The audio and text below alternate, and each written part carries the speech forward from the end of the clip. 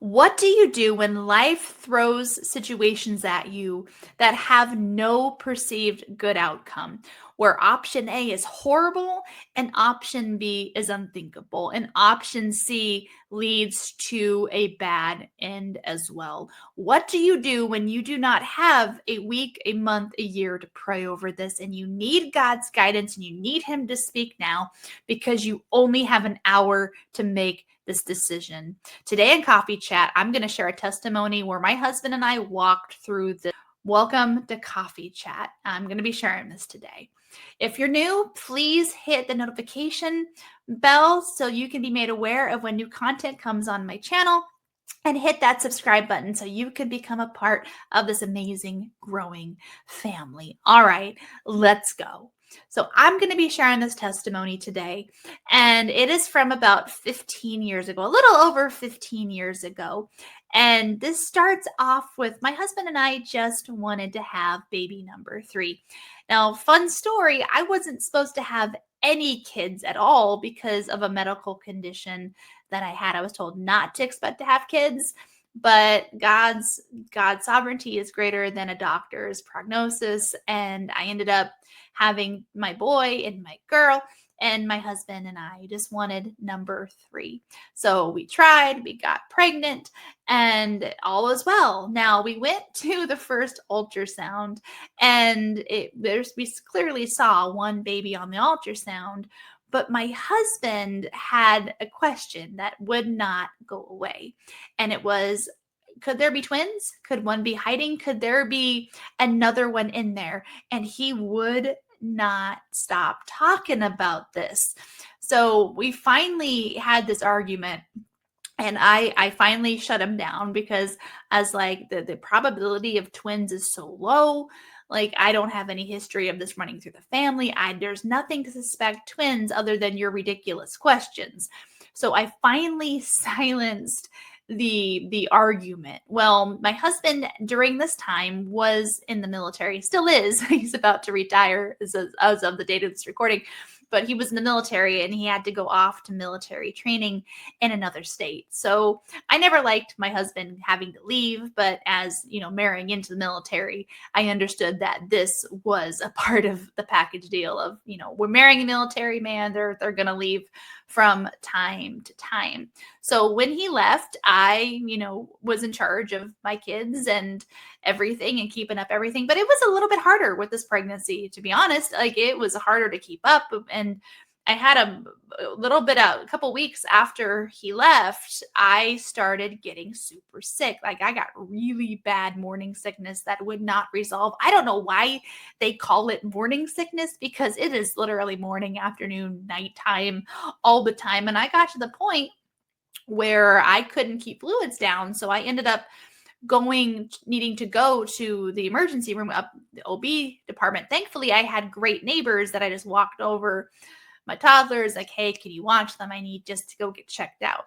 So I went in there and they gave me stuff for the nausea, and it was about midnight. And they're like, we just want to listen to the baby's heartbeat before we leave. And I was like, okay, cool. Like, I love hearing my baby's heartbeat when I'm pregnant. So they put the little Doppler on me, and they get the reading, and it is reading 215 beats per minute. Now, I'm not a doctor, but that didn't sound right. And the doctors were a little concerned because that is too high of a heart rate for babies in a pregnancy or even a full grown adult. Like, that's way too fast. So they did it again, and they got to around 210. So they looked really concerned at this point. So they wheeled over the ultrasound machine, the little portable one, and they put it on to take the scan. And they said, congratulations, Mrs. Faust, it's twins. And I'm like, no, it's not. Like, I have a picture of one baby. Like, I have an ultrasound picture from weeks before, and it only showed one.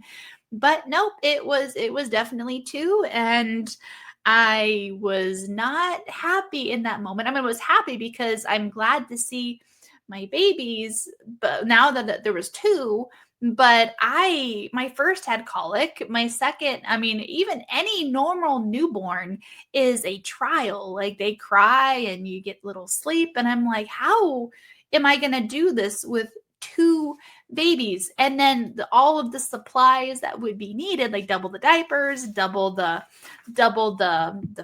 food. I mean, everything gets doubled. Our car would not fit two. Like we were only trying for one, but it was a 2-for-1 special. You get two kids. Now, while I'm laying there, I have this realization that the person that I have shut this conversation down with, I now have to call and let them know there actually are twins.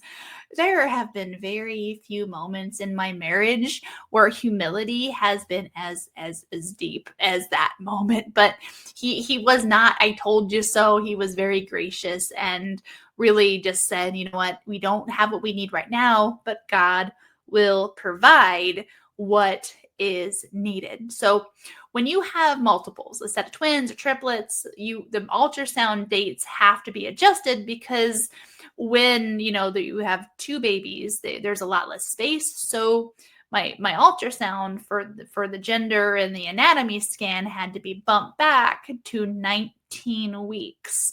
And so I was like, okay, so I was excited because I'm like, I get to figure out, are they boys or girls earlier?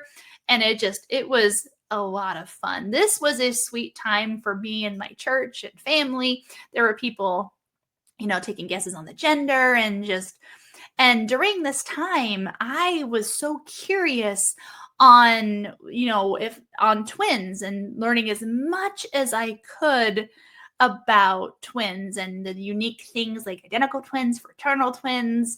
Now, we had an idea they were already identical because the way they looked on the ultrasound, we could tell they had one placenta and they had two sacs, but super close. So, I mean, they didn't know definitively, but visually they looked identical. They were sharing that blood supply. So during this time, I was looking up conditions that were unique to twins. And one of them I looked up was called twin-to-twin transfusion syndrome. Basically, identical twins or triplets or any set of multiples that are sharing a placenta, that placenta can be miswired. So it sends too much blood to one baby and not enough to the other. And it's a very dangerous condition because the babies are healthy, but the placenta is causing massive dysfunction. It can cause fetal demise, especially if it's caught at an advanced stage really early on. So I looked at that. I'm a nerd. I love medical stuff. So curiosity fulfilled, I moved on. So excitement filled my mind the day that I was going to get the ultrasound done. Again, my husband's not with me. He's out of state, and I've already done this with two other kids. I don't need anybody with me. So I go up onto the floor that has the clinic, and I walk through the doors. And the nurse led me into a very small ultrasound room. These rooms are small. And I laid there up on the table and she's doing her scan and she's really quiet. And I'm like, is everything okay? And she's like, I can't visualize the fluid on one of your babies. So, and I'm like, what do you mean? She's like, well, there's not enough fluid on one baby and there's so much fluid over here that I can't visualize the anatomy on this baby. So I end up, she's scanning me and I asked her, I'm like, is this something you normally see? And she says no. And my heart dropped because I knew something was wrong with this pregnancy, that something was going on that was potentially hazardous. So she leaves the room and I go through this cycle of leaving the room and the doctor leaves the room and then I go back out to the waiting room and then I get called back and rescanned and go back. And I felt bad because there were people that were waiting for their ultrasounds and their appointments, but my situation had delayed everybody and people were just giving me annoyed glances because they kept seeing me go back and forth and they're all delayed. I mean, there's nothing I could do. Just my situation had caught the attention of every doctor pretty much in the place. So the next time I get called back, the final time, I didn't get taken back to that room. I got taken to this little small room with a table, 2 chairs, box of Kleenex, small room. You could tell that this was not a room where good news was shared. And they asked me, "Hey, Mrs. Faust, do you have anybody with you?" And I said, "No. I mean, my husband's out of state and I've had plenty of ultrasounds for my other kids. I didn't think I needed anybody with us." Now they said, "I'm so sorry, but this pregnancy is not viable. You have a severe case of twin to twin transfusion syndrome, and TTTS is what it's called. The twin to twin transfusion syndromes, the letters is TTTS, and they said that yours looks to be a high-end stage 3. So twin to twin transfusion syndrome has 5 stages, and I was a high-end stage 3, which means that the babies are close to death, and there's potential effects that can happen to the mom. So they recommended immediate termination. Now, when they said that those words just were cold and they hung in the air. And the doctor said, as I get ready to walk out of the room, that don't look this up, because you just don't look this up. And I know they said that for the care of my mental stability and just to protect me, but that ship sailed. I already researched this condition. It was one of the things I was interested in. I already understood why they were requesting me to terminate an advanced state, like late stage 3 case at 19 weeks pregnant. Usually doesn't have a good outcome. It just doesn't.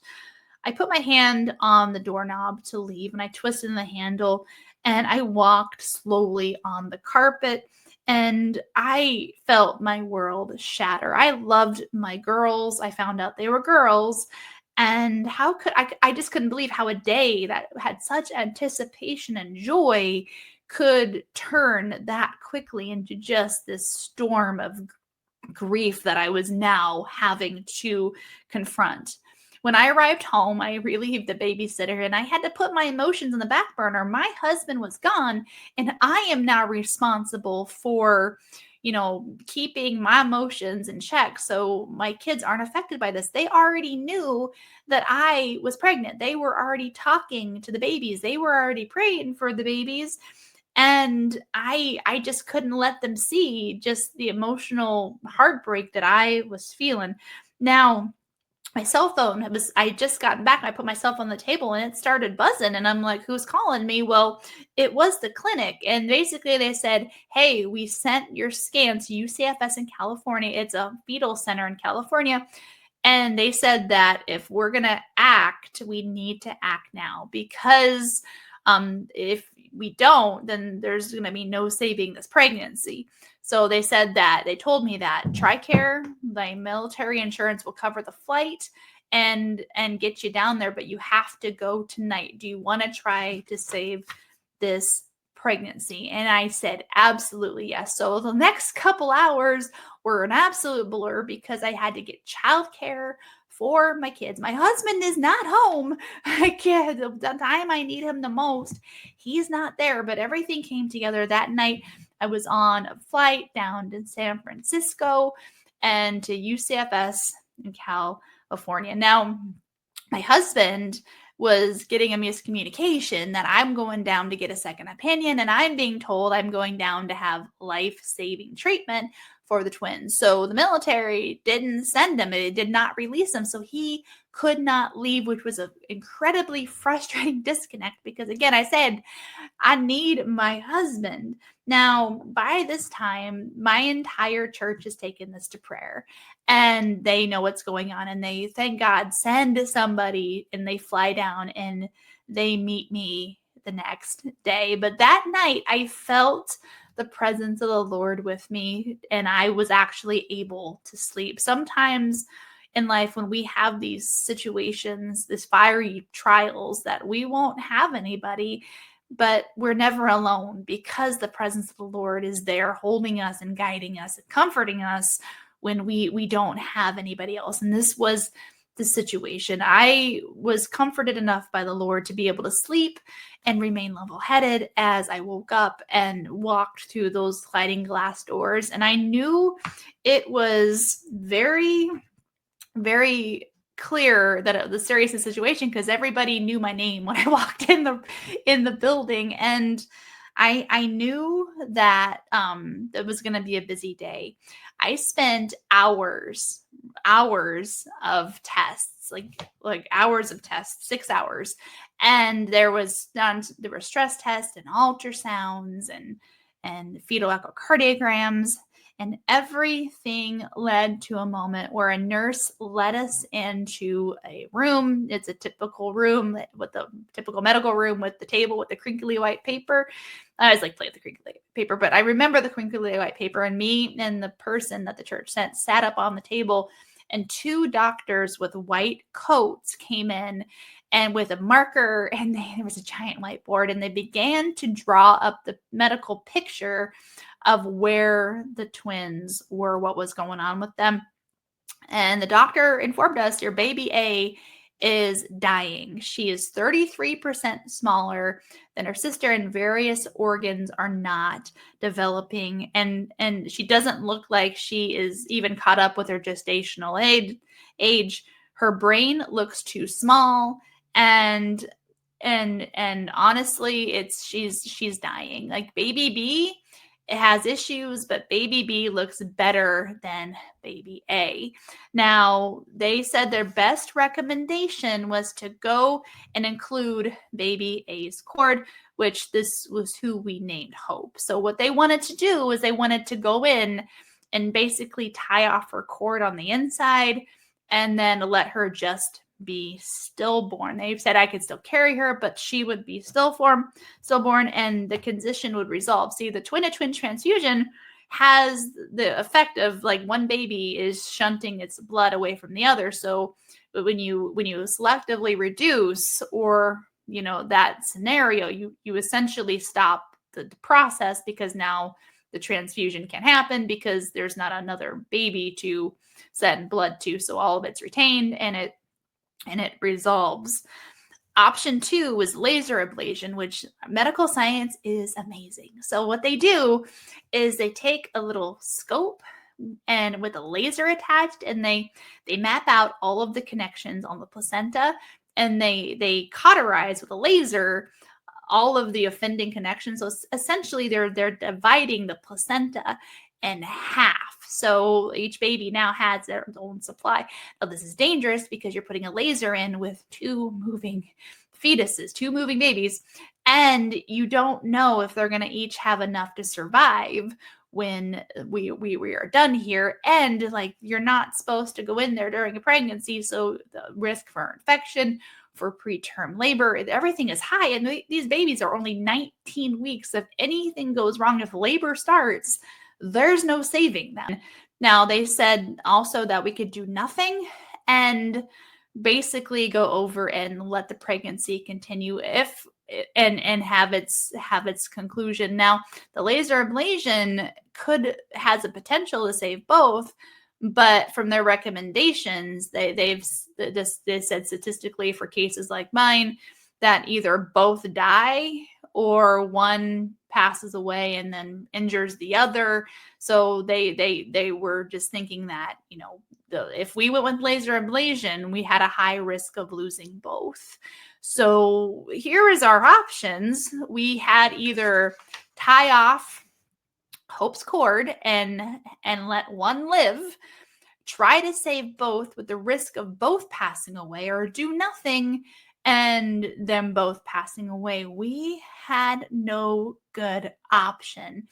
And as the doctor left, they were going to leave you to make a decision. They came back shortly after and said that this condition is very serious, and if we're going to do anything, it has to happen as soon as possible. You have 1 hour to decide what we are doing. And then the doctor nurse stepped out and left me and my friend with the decision that none of us had wisdom to know how to navigate. Now, it's easy to say you have convictions before you are in a situation. Like, it's easy to say, that you stand on something, but when you are presented with a scenario here that is telling you the best option is to allow one twin to pass away, where are your convictions? Because my convictions are those,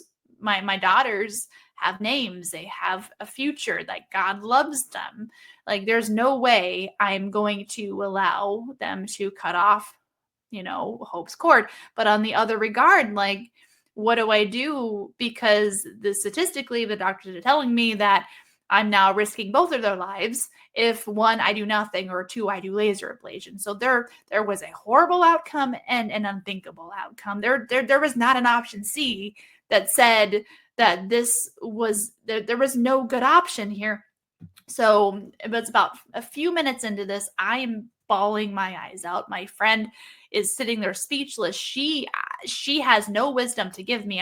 There's nothing she could have said in that moment. And my phone in my hand was ringing, and it was my husband, and he finally got released, and he saw a bus that said Agape Tours, and the Lord spoke to him and said, don't let them do anything else. We are called to love your daughters with an agape love, especially Hope. I'm on my way. Don't do anything but the laser surgery. So I was so thankful in that moment that my husband heard from the Lord. That delay was a grace because he was positioned to hear from the Lord. It was beautiful. Now, I felt relieved because I had direction, but it wasn't relief because I had any knowledge they would survive. It was relief because if they passed away, it wouldn't be at my decision. If I am obeying the Lord and he takes them home, at least I operated in obedience and not out of my own understanding. Like, this was not a breath of fresh air because I understood how this would end. This was a simple surrender into not knowing and trusting the one who just gave the direction to my husband. So thankfully, he was on his way. Now, when the doctors returned, we told them like the direction we decided to go, and they were not very happy. They thought we were being hazardous, but honestly, in this moment, I wasn't caring about making the medical professionals happy. I was only concerned about following the direction of the Lord that he had just provided. And not very long after, the nurse came in, and I was prepped, took time to prep for the procedure. And I still remember laying there and hearing them call out numbers. I had 2.5 extra liters of amniotic fluid on baby B. I looked like I was 9 months pregnant and 19 weeks, and that was why. And I remember I was under twilight anesthesia, so I have memories, and every conscious thought I had in that surgery in that time frame was interceding for the survival of my girls. All I knew is their lives were at risk, but my God is the God of miracles. He is Jehovah Rapha. He is a healer, and nothing is impossible for him. So that was my mindset as I laid there and understood the doctors were doing what they needed to do to attempt to save the lives of my twins. Now, when I was wheeled back to the recovery room, I heard a voice that was so just refreshing to hear. My husband had finally arrived, and we didn't get much time together. We only got 24 hours, but it was nice to see him there. Now, during that time, I was alarmed because I could not feel or sense any movement with my girls, and I was significantly smaller because they drained all of that fluid off. But later on, they did an ultrasound, and they saw that for now, both of my twins were with me for this time. And I was just really feeling, just blessed that they even survived the surgery. Well, my husband had to go back. I flew back home, and I was put on bed rest from 19 weeks all the way to week the week that they were born, which they were born at 30 weeks. But bed rest was kind of a joke at that point because I have 2 active toddlers and no one to help, no family around. So we had to pay for a nanny to come and help so I could stay off my feet. My husband and I did not like seeing all of our savings pretty much get absorbed into this, but our saving money was not our biggest priority here. Saving the lives of my twins were. So we did what it took. Now, during this season, I mean, when it rains, it pours. We did something called a permanent change of station in the military, a PCS, which means before all of this happened, we already knew we were moving. We were going to take a road trip across the country, but I was now too unstable to drive across the country. In fact, I had to have ultrasounds and stress tests every other day to make sure the twins were still with us and to monitor them. With twin-to-twin transfusion syndrome, it is very precarious. It can quickly progress, and you can end up with go from living babies to unalived babies very quickly. So it has to be monitored closely. So because of this, I ended up flying down to Wright-Patterson Air Force Base, staying in the Fisher House, which is a place where people with medical needs will stay. And I ended up connecting with some people up there that turned into my support system up in Ohio. And my husband drove 2 toddlers with a person that there was a man that came from a church locally in Dayton, Ohio, that went to help him drive across the country with 2 toddlers. I probably in a video later tell the story because there's some good ones. 2 guys driving across the country with 2 toddlers. Man, there was some moments I'm like, just get them here. I don't want to know what's going on. Sometimes you just gotta trust that your spouse keeps the kids alive and that he's gonna do something different than you're gonna do it. So he eventually got down there and we reunited as a family, but it was a short reunion before things got moving again. So at 29 weeks and 5 days, I started having to still go to get the ultrasounds, and there was a shift in the fluid on the babies. So Hope became the recipient. Her fluid started rising, and Trinity's fluid started draining away, which meant that we now had a new case of twin-to-twin transfusion syndrome. The doctor looked at me and I kid you not, I quote, "You are a walking miracle for having 2 living babies at this point." And I'm like, I could not disagree with them because of the chaos medically that had happened to them at this point. And now we were at 29 weeks and 5 days. And this whole time I had been praying and asking God, please get us here to 30 weeks. I mean, 30 weeks is premature, but 30 weeks is not scary. Like when I had the tour of the NICU, because we knew they were coming early and they had a suspicion of this. So I went and took a tour of the NICU. I saw 24 weekers. Their skin is still transparent, translucent, and they're just so tiny. So if you could, every week past 24 weeks, you can get them, the survival rates go up. But really 30 weeks isn't ideal, but it's a good starting point if you're going to be born prematurely. So we decided that 2 days later we were done fighting this, that it was safer for them to be born than for me to continue to try to fight this and have another laser surgery. So at 30 weeks, Hope, Agape Faust, and Trinity Love Faust were born.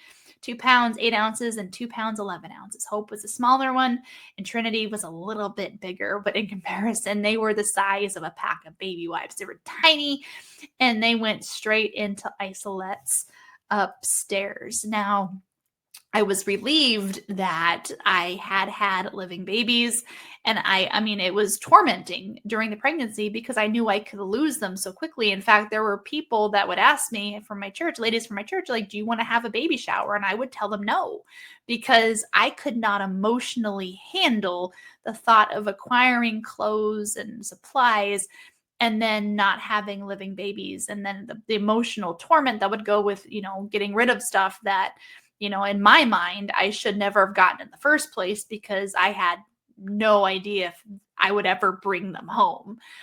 So when they were born, I was just in a state of thanksgiving, but I was bracing myself for the worst because this whole time I was told that Hope was not going to live. And I was told to end her life in the very beginning with terminating the whole pregnancy. And then again, when it came time to treat, at that 19-week mark in San Francisco, I was told to, cut her off because her brain wasn't developing, her body systems weren't developing. She was 33% smaller. Like the prognosis was horrible over her.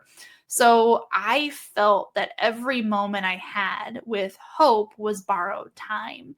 And I remember sitting by her isolate and just thanking the Lord that I even got to hear her cries, that I got to see her, and just seeing her sister Trinity. A couple days went by and I was allowed to stay there. And there was a moment that the team of doctors came to me and they basically said, we think there's something going on with Hope. We need to run some tests. She hasn't been very stable. When premature babies are born, they sometimes are not stable enough in the beginning to really go through a lot of testing. A lot of times even mild stimulation can cause their breathing to become too slow, or their nervous system, their heart, all this stuff is not regulating. So they had to wait, but they had some suspicions. Some things were wrong with her. The doctors came back the following afternoon and they said they had some things to share with me. And they needed to make sure that they got the information right. And some of the things that they found didn't add up. So they had to go check the records and they could not explain what they were seeing. They informed me that nothing was wrong with Hope, that from a physical standpoint, Hope was a completely healthy baby. Her brain normal, her blood counts normal. The only thing that was going on with her was prematurity. That every condition that was seen on the ultrasounds, the stress test had suddenly vanished, and they had no explanation on where the conditions went. Like they saw a dying baby on all of the tests, like weeks and months of stress tests. I mean, I had stress tests from 19 weeks all the way to into week 29, and all communicated the same thing. But here they're seeing a healthy baby that they can't explain what happened here. They don't have a medical explanation. Like, I believe in healing. And I believe that sometime between when she was born and after, that the Lord healed every single condition, because every condition was gone. Like, you can't make a brain grow to size. You can't correct, organs that aren't developing. Like, there was such a healthy standing with my daughter that she got to start eating like days old because there was no reason that she couldn't. I mean, she was healthier than Trinity. Trinity had some issues with her heart, issues with just normal premature issues, but Hope got better quicker. She was still smaller than her sister, but she ended up coming home on day 55. And on day 55, I got to bring her home. She was small, but she was actually got to home. And then on day 59, her sister Trinity followed, and I was holding my girls for the first time. And there was a moment I'm like, I didn't ever think I would see. Like, there are moments in our walk with God that impossible moments become a reality. Like, I was told the whole pregnancy that, number one, they weren't going to live. Number two, that I needed to abort my child, and that there was just no good outcome. Yet God knew what the outcome would be, and that's why He allowed what He allowed to happen. And I realized through this that every step, even the ones in uncomfortability, were from Him. Like, if I hadn't got sick in the beginning of the pregnancy and gone to the OB in the middle of the evening and had it discovered it was twins, I would have not known it was twins. I had no indicators. So the Lord allowed me to have an uncomfortable moment and be ill to get that diagnosed, to have the ultrasound bumped back to 19 weeks. If we wouldn't have known at 19 weeks, I probably wouldn't have had that anatomy scan until well after 20.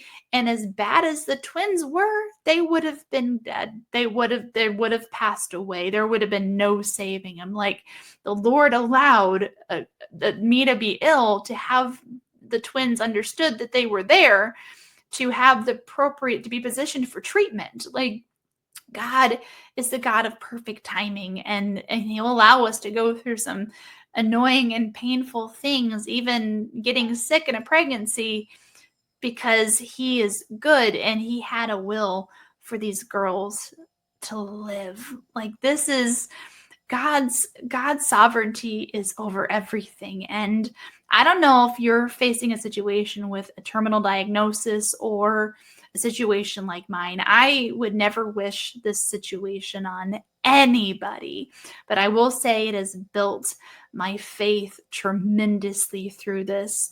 My girls have beaten every prognosis. They are 15 years old now. They are energetic. They love the Lord. They've been baptized. They know their story. They know where they came from. And there was a point when I had to decide within this pregnancy, in the middle of this, that there would be a testimony attached to this. Either it would be a testimony of how I walked through spirit-led grief, or it would be a testimony that my girls would be able to tell. And as they get older, I know the Lord's going to give them opportunities to tell their story. And this would not have been written the same if the Lord had not directly intervened here. I've learned a couple of key things here, that sometimes what we view as a delay and a dysfunction is really a grace. If I would have had my husband when I wanted him, he would never have been positioned to hear the direction of the Lord for what we were supposed to do. That was a situation where we had 1 hour to decide, and none of my wisdom, none of the wisdom of the doctors, none of the wisdom of my friend was enough to make the situation. Like, the great physician had to speak over the situation. And because we listened to him, he was allowed, his power was allowed to be over that situation. His authority was allowed to be over that situation. And the best outcomes come from when we submit our situations to the one who knows. Like, God isn't calling us to know everything. He is calling us to trust the one who knows. So that is my testimony about Hope and Trinity. And as I said, Hope's name is Hope Agape Faust, because that word is what God spoke over her life and will mark it forever. And then her sister's name is Trinity Love Faust, because, again, love was just surrounding her, and I do believe saved was part of, the dynamic that saved her. Like, God is good, and I'm just so glad that the story ended this way. So that is my testimony about how God intervened and saved my girls, and what we did in a situation where we had no good option and really no time to pray. So that is what I have for you on this coffee chat, and I will see you again next time. All right. Bye.